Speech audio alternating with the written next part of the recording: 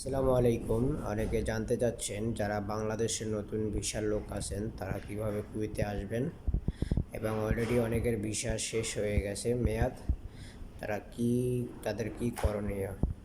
তো এই বিষয়ে আমি যতটুকু আমার জায়গা থেকে আমি জানা ততটুকু আপনাদের সাথে শেয়ার করব।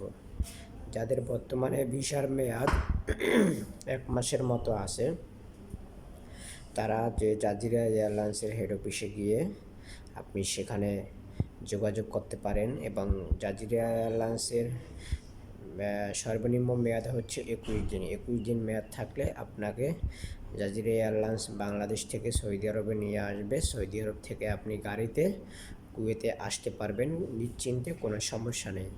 আপনার ভিসার মেয়াদ যদি 1 মাস থাকে বা 21 দিন বা 25 দিন থাকে, আপনি যত দ্রুত সম্ভব জাজিরা এয়ারলাইন্সে ঢাকা যে হেড অফিস আছে গুলশান, ওখানে গিয়ে আপনি সরাসরি যোগাযোগ করেন।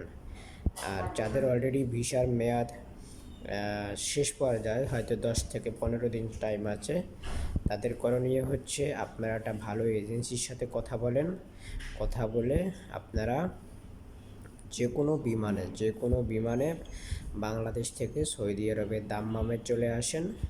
দাম্মাম থেকে গাড়িতে আপনারা কুয়েতে ঢুকতে পারবেন, কোনো সমস্যা নেই। আপনারা সেখানে আসতে পারবেন, কোনো সমস্যা হবে না। এবং দ্বিতীয়ত হচ্ছে যে আপনারা যে এজেন্সির সাথে কথা বলবেন তার সাথে আপনারা কন্ট্যাক্ট করে নেবেন যে আপনাদেরকে যেন সরাসরি কুয়েতে নিয়ে যায়। তারা কিভাবে নেবে এটা এজেন্সি তারা বুঝবে, ঠিক আছে? যত দ্রুত সম্ভব সময় নষ্ট না করে আপনারা এটা তাড়াতাড়ি দ্রুত কাজে লাগান।